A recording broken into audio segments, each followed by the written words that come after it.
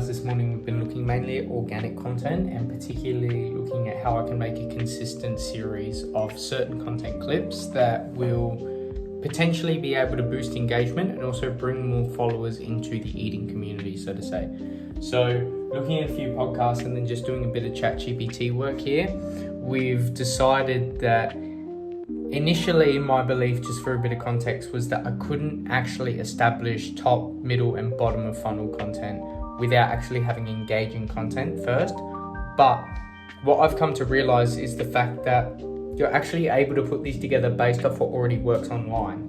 And so the reason I say that now and the reason that I believe this now as opposed to before is that I thought that I just had to keep trialing stuff, but you can still trial stuff within your content pillars because fundamentally your pillars won't really change too much.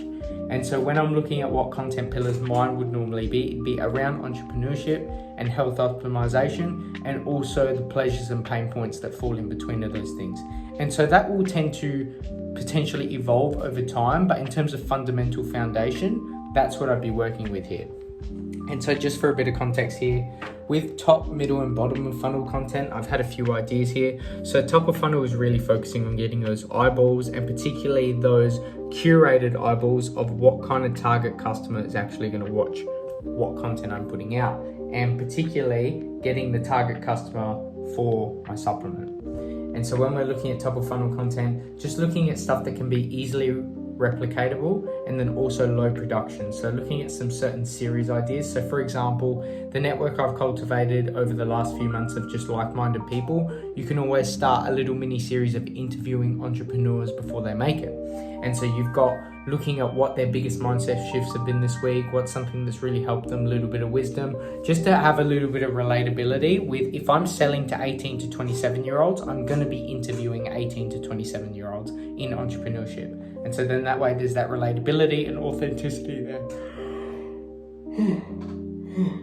Apologies, sleep is not my strong suit.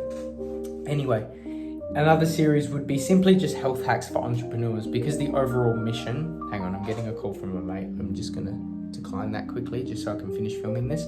So the overall mission would be making health optimization for entrepreneurs effortless. And so the idea of having a series around little mini health hacks orientated around entrepreneurs can be really relatable and also really good to binge watch, and the shareability of that between other entrepreneurs can be really strong. And also the shareability idea can also tie really well with a little nugget of wisdom or a little bit of a realization when interviewing like-minded entrepreneurs. On top of that, documenting the business growth would be the main series that I'd be focusing on within those three, because that's the easiest one to do. I can just do what I'm doing now on YouTube, except that I start to set certain camera angles and start to dedicate time to actually speaking in the form of reels. So then that way people are following on with the business, because anyone that watches this is also supporting the mission of what I'm trying to build and wanting to see the journey of me and the business.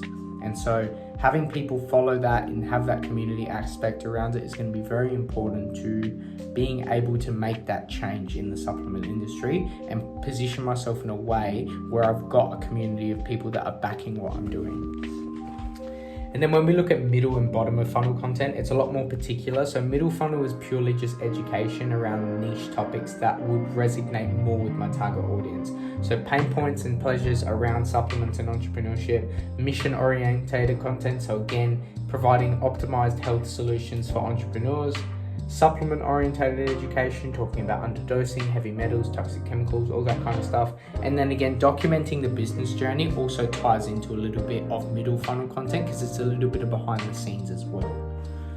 Now, with that said, bottom of funnel is super straightforward. Once the business starts to kick forward and the ball starts to roll, I'll have more reviews and testimonials, and then I can do product CTAs and bundles and offers. That's more bottom of funnel content. So that's just a little bit of a spill of what I've been working on this morning and what I've really come to in terms of conclusion. So I'm probably going to flesh that out a little bit more in terms of how I can make that a regular weekly thing. But yeah, I'm going to leave that there and keep working on it.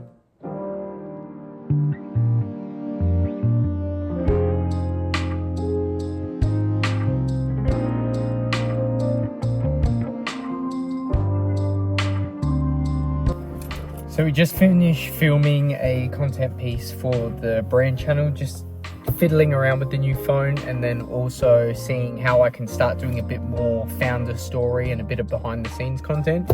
Now we're going to Officeworks to see if I can get the progress tracker and then the habit installer cue cards to put in with the product and see if we can get them printed.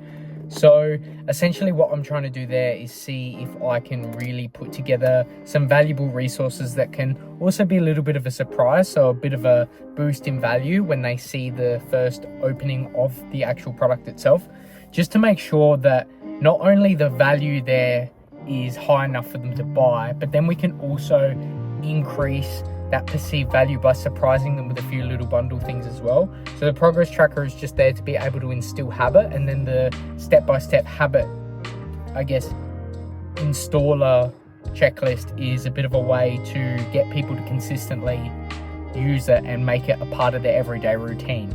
So make it as easy as possible for them to, 1, get more value out of it, 2, make it a fun process so it's enjoyable a bit more, and then 3, increase that retention for them to buy. So I haven't actually seen how much this is going to cost yet, or how the process is going to go. So I'm actually driving to Officeworks now so I can do that, and then we'll see how it goes.